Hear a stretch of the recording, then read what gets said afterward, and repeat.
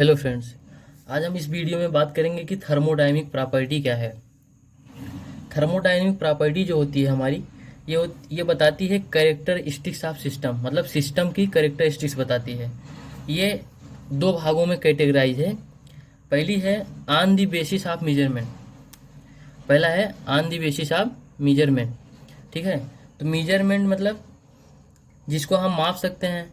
तो basis of measurement मतलब इसको दो भागों में बांटा गया है। पहला है मेजरेबल प्रॉपर्टी। मेजरेबल प्रॉपर्टी मतलब ऐसी ऐसी प्रॉपर्टी जिसे किसी भी इंस्ट्रूमेंट से मेजर कर सकते हैं, उसे हम मेजरेबल प्रॉपर्टी कहते हैं। जैसे प्रेशर हुआ, प्रेशर को हम प्रेशर गेज या मैनोमीटर से माप सकते हैं। फिर दूसरा आता है नॉन मेजरेबल प्रॉपर्टी।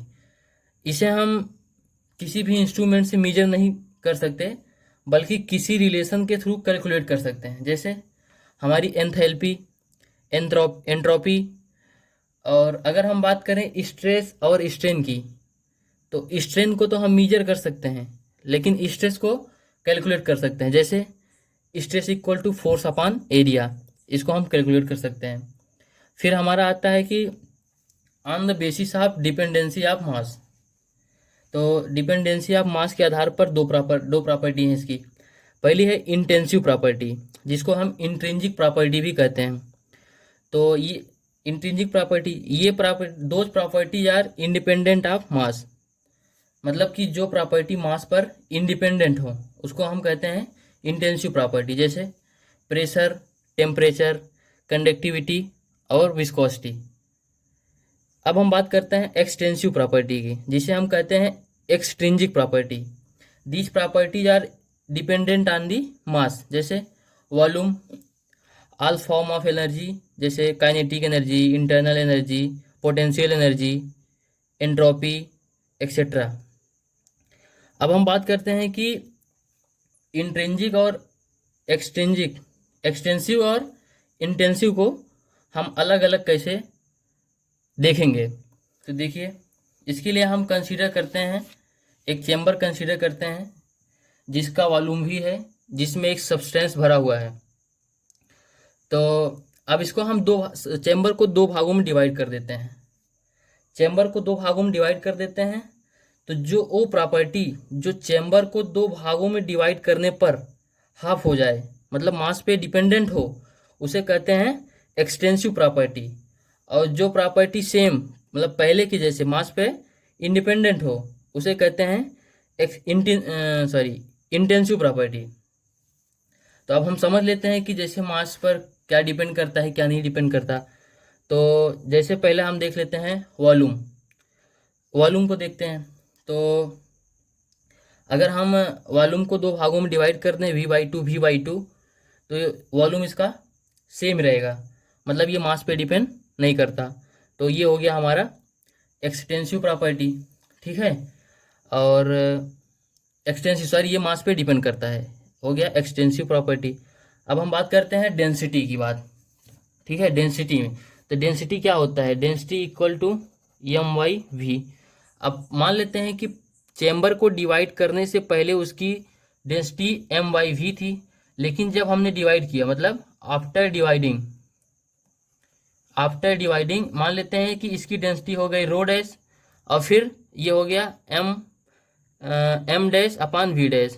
लेकिन आफ्टर डिवाइडिंग इसका मास आधा हो जाएगा और वॉल्यूम भी आधा हो जाएगा।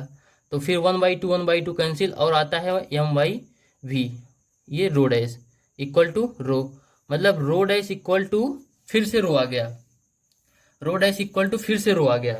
तो कहने का मतलब ये कौन सी प्रॉपर्टी है? एक्सटेंस ये हमारी हो गई ये इंटेंसिव प्रॉपर्टी, जो कि मास पर इंडिपेंडेंट है। अब फिर बात करते हैं हम, जैसे कि देख लेते हैं प्रेशर। तो प्रेशर क्या होता है हमारा? Force upon area. फिर इसको लिख सकते हैं M × A/A।